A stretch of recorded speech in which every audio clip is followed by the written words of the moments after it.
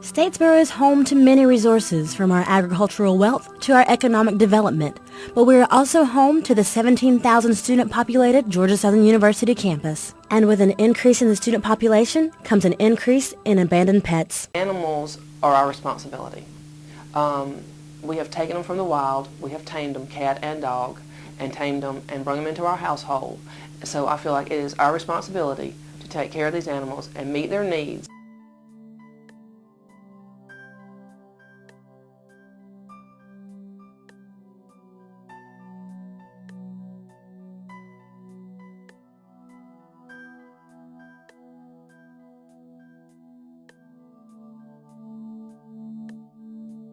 Had no teeth and they were pulled from their mom, so we took them and we've had them.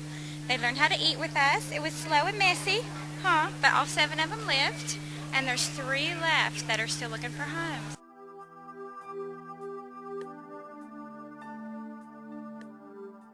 Our abandoned animal season is like spring break, Christmas holidays, and graduation. That's where you will see your flow at. Because spring break, they've got one thing on their mind, and that is to get to the beach. They're on spring break. They want to go. So, and they've got an animal that they can't take home because mom and dad don't know they have it. They have an animal that they don't have roommates to take care of because roommates are gone. So what will we do with this animal? Where will we take this animal?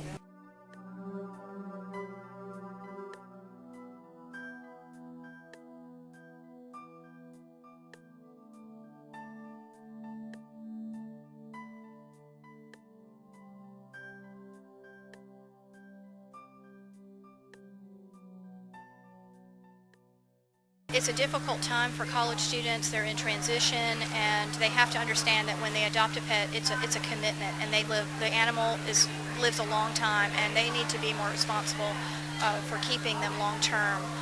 But unfortunately, that's not only seen with college students; it's seen with community members as well. And we do try to promote a responsible pet ownership. People go in thinking that they're going to get this fun little puppy, and it's going to be so much fun. They're going to be able to run around with it in their purse or whatever. And they don't realize that, the puppy's going to tear stuff up. The puppy needs food, which is very expensive.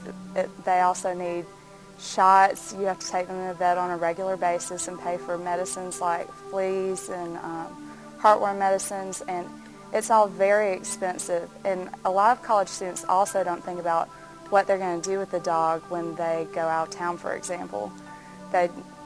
A lot of people I know will take the dog back to the shelter, and they don't think about the fact that when that dog goes back to the shelter, the chances are they're going to come back and that dog's not going to be alive anymore. So I think that's one of the big problems that people don't think about. As a nation, we claim to love cats and dogs. Millions of households have pets, and billions of dollars are spent annually on pet supplies and food. But as a nation, we should take a hard, sobering look at a different annual statistic: the millions of dogs and cats given to shelters or left to die on the streets. And the numbers tell only half the story.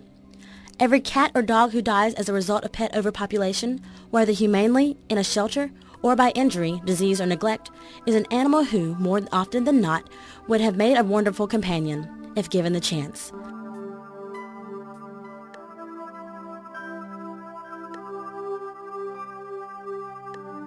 They will have where you can see where they've had a collar on and taken off. And we've had animals that come in here that has had collars on when they were puppies, and the owners failed to take them off, and they just grew or it has cut into the neck. We had Sonny. I don't know if y'all got to see Sonny, but Sonny was a movie star. He was on TV. He came in like that, where a collar had been put on his neck when he was young and not taken off. It was like a chain. It was like a swing chain, like you would hang a swing light. Had been put on his neck, and we had to cut it off with a pair of wire cutters to get it out and get it off. We have one back there now named Ghost, because she has run up and down Highway 301. I've been here 2 years, and she's been here on Highway 301 almost as long as I've been here. We've been watching her, and we've tried to catch her several times to get the collar. She had two, a flea collar and a regular collar. The regular collar, we believed, may have rotted off because it had embedded into her neck for so long, but the flea collar was still there. And the animal control happened to slip up on her, asleep in the culvert, and caught her and brought her in. And you would have thought, her running loose for this longer period of time, that she would have been frightened, aggressive, or whatever. She's not. She is the most sweet, lovingest dog you've ever met in your life.